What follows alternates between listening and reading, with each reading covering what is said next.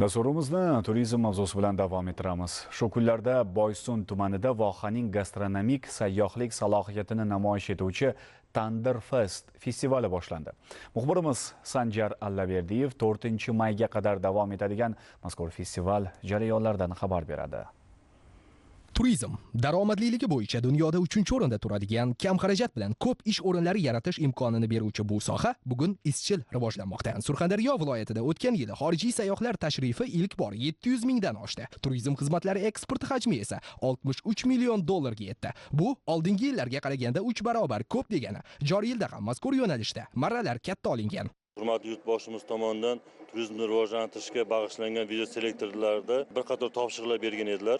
O'sha topshiriqlar ijrosini ta'minlash maqsadida Tandir Fest 2025 gastronomik festivali o'tkazilmoqda. Ushbu festivalni o'tkazishdan maqsad viloyatimizga turistlar tashrifini oshirish bilan bir qatorda viloyatimiz turizm salohiyatini mehmonlarga ko'rsatib berishdan iborat. Festivalimizda Rossiya Federatsiyasi, Xitoy kabi davlatlardan ham mehmonlarimiz bugun ishtirok etishmoqda.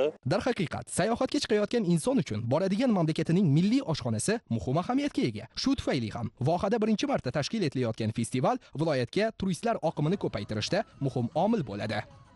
It's the first time for us here in Boysun.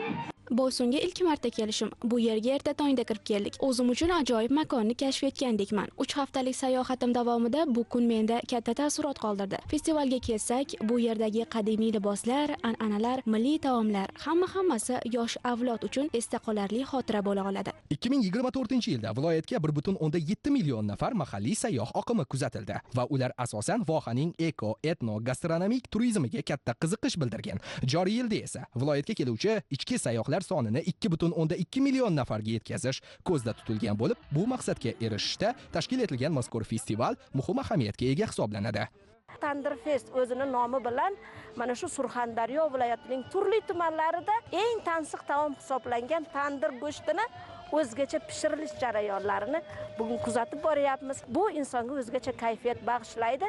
Ushbu festival gastronomik turizmni rivojlantiradigan ajoyib festivallardan biri bo'ladi. Bunday festivallarni juda ham ko'p mavzulari boshqa bo'lishini, yangi festivallarni kashf etilishini biz juda ham xohlab qolardik. Festival dasturidan oshpazlar uchun mahorat darslari, milliy an'analar va xalq amaliy san'ati ko'rgazmalari, hunarmandlik yarmarkalari o'rin olgan. Shuningdek, ishtirokchilar havo sharlari orqali maftunkor Boysunning go'zal tabiatini moviy osmondan miriqib tomosha qilish imkoniyatiga ham ega bo'lishmoqda. Festival san'atkorlarning qiziqarli konsert dasturlari, folklor jamoalarining chiqishlari bilan yanada zavqli o'tyapti.